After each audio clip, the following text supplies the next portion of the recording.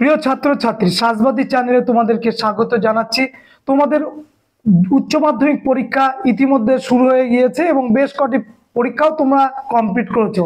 আজকে পরীক্ষা তোমরা দিয়ে এসেছো এবং আগামীকালও তোমাদের কম্পিউটার সায়েন্সের পরীক্ষা আছে। তো এর মধ্যে যাদের ইতিহাস পরীক্ষাটা এখনো হয়নি, ভূগোলের পরীক্ষাটা এখনো হয়নি এবং যারা ভূগোলের পরীক্ষা এবং ইতিহাস পরীক্ষার জন্য অধীর আগ্রহে বসে আছো, তাদের কাছে একটা বিশেষ ঘোষণা, সেটা হচ্ছে এই যে লাস্ট মিনিট ভূগোলের একটা সাজেশন আমি একজন শিক্ষকের কাছ থেকে নিয়ে এসেছি। সেটা তোমাদের কাছে আমি একটু দেবো দুই একদিনের মধ্যেই। আর আজকে তোমাদের জন্য আমি কিছু শর্ট প্রশ্ন তুলে ধরছি এবং সেই শর্ট প্রশ্নগুলো একটু দেখবে এবং সেই সঙ্গে বলে রাখি যে একটা দারুণ একটা সুযোগ আছে এই কয়েকদিনের মধ্যেই সুন্দর করে পড়ে গুছিয়ে একটা ভালো জায়গা নম্বর তোলার ক্ষেত্রে। দেখো, সাজেশন তোমাদের আমি দিয়েছি, যে সাজেশনগুলো দিয়েছি আশা করছি ওই সাজেশনগুলোই তোমাদের কাছে থাকবে এবং তবু আমি কাল পরশু আরেকটা তোমাদের লাস্ট মিনিট সাজেশন তোমাদের সামনে আমি তুলে ধরবো। তো তার আগে আজকের যে গুরুত্বপূর্ণ প্রশ্নগুলো তোমাদের সামনে রাখছি সেগুলো একটু শুনবে এবং শেষে একটি আমার বিশেষ ঘোষণা আছে। যারা যারা ভিডিওটি শেষ পর্যন্ত দেখবে তারা এই সুযোগটা পাবে। সুতরাং শুরু করি। প্রশ্নটা হচ্ছে, সাম্রাজ্যবাদ বলতে কি বোঝো? দেখো, সাম্রাজ্যবাদ এই কথাটি, উপনিবেশবাদ এই কথাটি 1870 সালের পর থেকে 1914 সাল পর্যন্ত সাম্রাজ্যবাদের যুগ হিসাবে আমরা এই শব্দটা পাই এবং তারপরে আমাদের প্রথম বিশ্বযুদ্ধ শুরু হয়। সাম্রাজ্যবাদ কাকে বলে? সাম্রাজ্যবাদের যখন কোনো শক্তিশালী রাষ্ট্র সে যে কোনো প্রকারে ব্যবসা বাণিজ্যের নাম করে এসে যখন তার থেকে কম শক্তিশালী রাষ্ট্রের ওপরে প্রভুত্ব বিস্তার করে, অর্থনৈতিক, সাংস্কৃতিক এবং নিজেদের শাসন কাঠামো চাপিয়ে দেয় এবং সেই দেশটাকে পরাজিত করে সেই দেশের ওপর প্রভুত্ব বিস্তার করে, তখন সেটাকে আমরা কি বলবো? সাম্রাজ্যবাদ। পাশাপাশি উপনিবেশবাদ কাকে বলে? উপনিবেশবাদের সংজ্ঞাটা হচ্ছে কোনো একটি দেশের কিছু অঞ্চলের মানুষ স্থানান্তরিত হয়ে অন্য কোনো দেশের ওপরে যদি ব্যবসা বাণিজ্যের নাম করে এসে সেখানে বসবাস শুরু করে এবং বসবাস শুরু করার সঙ্গে সঙ্গে সেইখানকার মানুষের সঙ্গে সম্পৃক্ত হয়ে গিয়ে যে ক্ষমতা প্রয়োগ করে বা যে ক্ষমতাশালী হয়ে ওঠে, তখন সেটি হয় সেই অঞ্চলের তার কাছে উপনিবেশ। যেমন ভারতবর্ষ, প্রথমে ব্রিটিশরা ভারতবর্ষে আসে। ব্রিটিশরা ভারতবর্ষে কিভাবে এসেছিল? ইস্ট ইন্ডিয়া কোম্পানি, তোমরা জানো যে 1608 এবং 1615 সালে জাহাঙ্গীরের রাজসভায় ক্যাপ্টেন হকিন্স এবং টমাস র এসেছিল। কি করতে এসেছিল? ব্যবসা বাণিজ্য করবার জন্য এসেছিল, কিন্তু জাহাঙ্গীর তাদেরকে কোনো সুযোগ সুবিধা দেয়নি। পরবর্তীকালে আমরা দেখব যে কলকাতার বুকে আসবে চারনক 1690 খ্রিস্টাব্দে এবং সেখানে আসার পর ইস্ট ইন্ডিয়া কোম্পানি এই বাংলা, বিহার, উড়িষ্যাতে তারা প্রভুত্ব বিস্তার করবে ব্যবসা বাণিজ্যের নাম করে। স্থানীয় রাজনৈতিক ক্রিয়াকলাপে অংশগ্রহণ করবে। কে নবাব হবে সেই নবাবের অংশগ্রহণ করবে, সেই খেলায় তারা মত্ত হবে, রাজনৈতিক অধিকার, অর্থনৈতিক অধিকারের মত্ত হবে এবং এখানে এসে তারা একটা উপনিবেশ তৈরি করবে এবং পরবর্তীকালে ভারতবর্ষে তারা ভারতবর্ষকে সাম্রাজ্যে পরিণত করবে, আমাদেরকে হারিয়ে দিয়ে। তো এইভাবে উপনিবেশবাদের পরবর্তী স্টেজ কিন্তু সাম্রাজ্যবাদ। তাহলে এইখানে আমরা উত্তরটা এইভাবেই লিখবো। এবারে আসি যে আমাদের পরের প্রশ্ন হচ্ছে, আমেরিকা মহাদেশ প্রথমে কে আবিষ্কার করেছিল?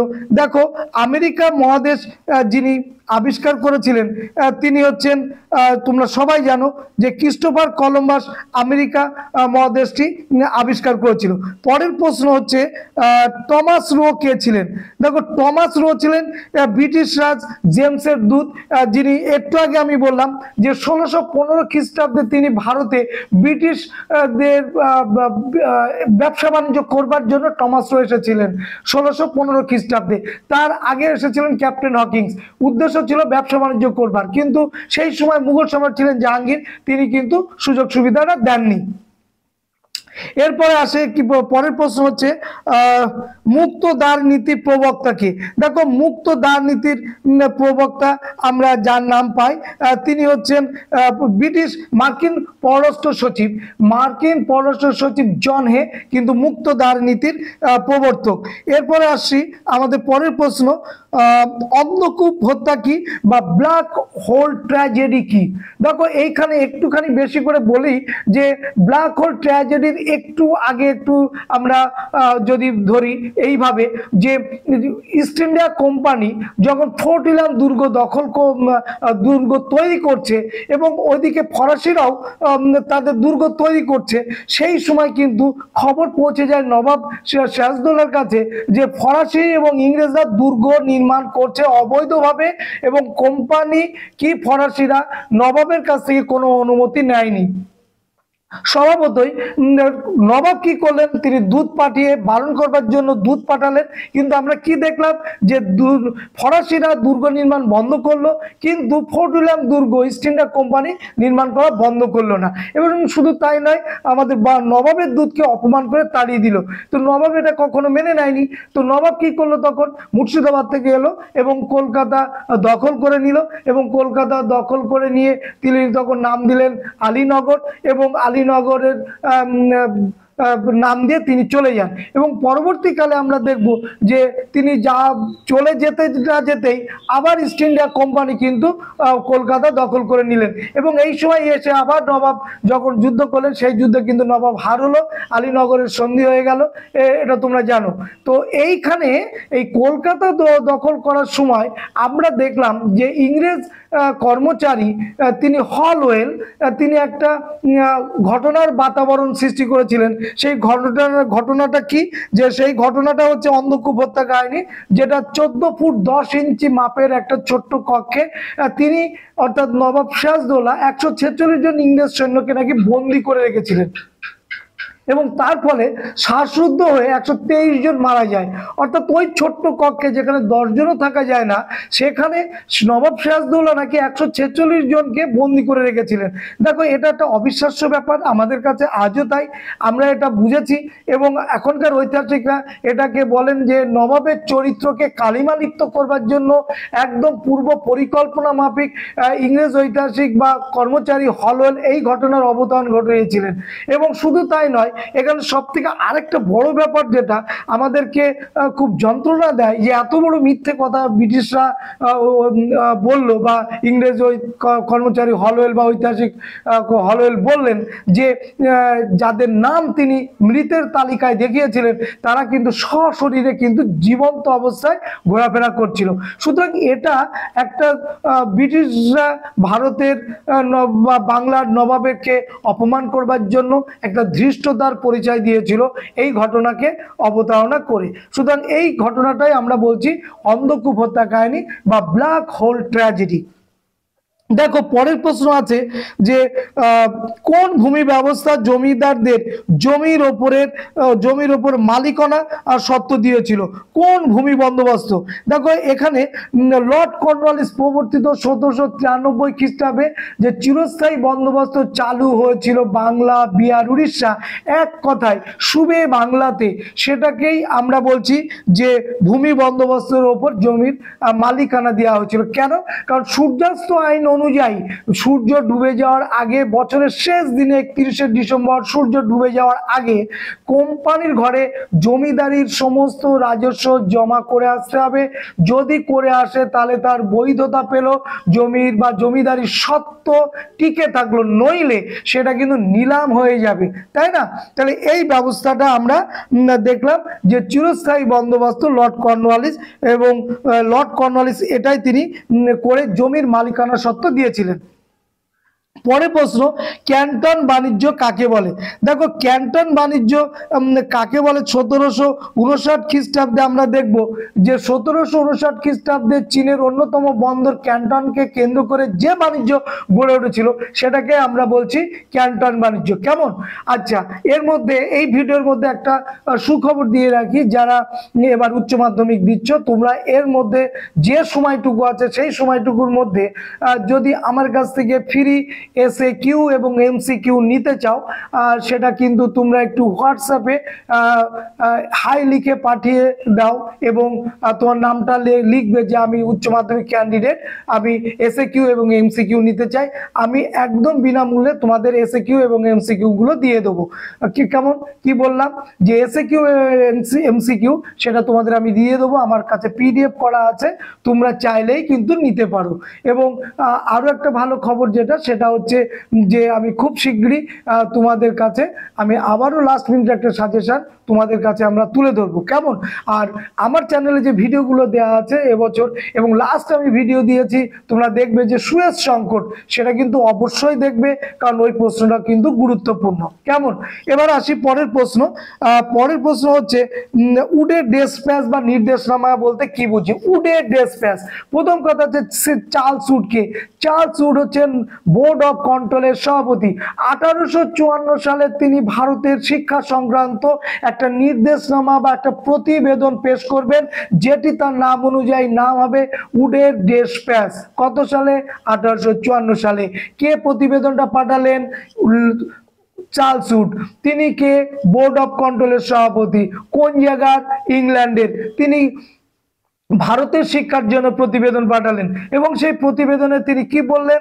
অন্তত 3টি প্রেসিডেন্সিতে 3টে বিশ্ববিদ্যালয় প্রতিষ্ঠা করতেই হবে, অর্থাৎ কলকাতা, বোম্বাই, মাদ্রাজ, এই 3টে প্রেসিডেন্সিতে 3টে বিশ্ববিদ্যালয় প্রতিষ্ঠা করতে হবে এবং শিক্ষা বিভাগ তৈরি করতে হবে, স্কুল পরিদর্শক নিয়োগ করতে হবে, শিক্ষকদের বিএড এর ব্যবস্থা করতে হবে, দুস্থ মেধাবীদের বৃত্তিদানের ব্যবস্থা করতে হবে, মাতৃভাষায় শিক্ষাদানের ব্যবস্থা করতে হবে এবং সেই সঙ্গে স্কুলগুলো ভালো চলছে কিনা তার জন্য স্কুল ইন্সপেক্টর নিয়োগ করতে হবে এবং সবথেকে বড় কথা হচ্ছে ইংরেজি শিক্ষাকে প্রাধান্য দেওয়া হয়েছিল এবং মাতৃভাষাকে অবহেলা করা হয়েছিল।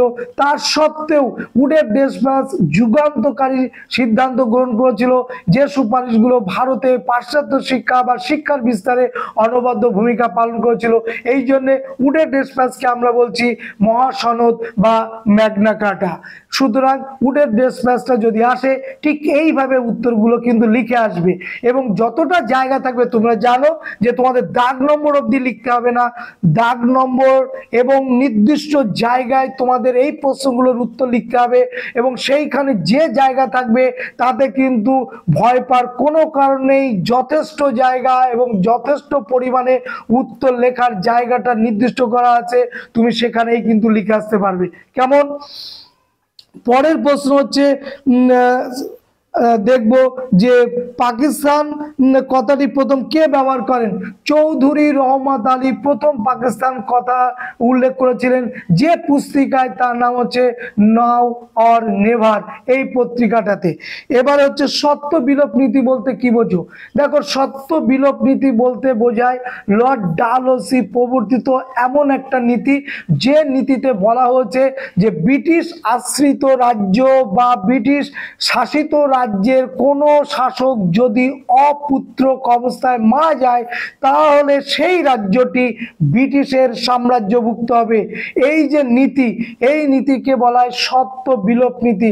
অর্থাৎ একটা অস্ত্র প্রয়োগ না করে, একটা গুলি না ছুড়ে, কামানের গোলা একটা না বের করে, কোনো অর্থ ছাড়া শুধু ঘোষণা মারফত ভারতবর্ষে ব্রিটিশ সাম্রাজ্যের সম্প্রসারণ নীতি গ্রহণ করেছিলেন যে নগ্ন সাম্রাজ্যবাদী শাসক, তার নাম হচ্ছে লর্ড ডালহৌসি। এবং আমরা দেখব যে তার আরো একটা পাল্টা নগ্ন সাম্রাজ্যবাদী নীতি ছিল কুশাসনের অজুহাতে রাজ্যগ্রাস, যেটি তিনি অযোধ্যাকে প্রথম কুশাসনের অজুহাতে রাজ্যগ্রাস করে নিয়েছিলেন। অর্থাৎ তার উদ্দেশ্যই ছিল ছলে বলে কৌশলে এই ভারতবর্ষে ব্রিটিশ সাম্রাজ্য সম্প্রসারণ করা। বোঝা গেল কি বললাম?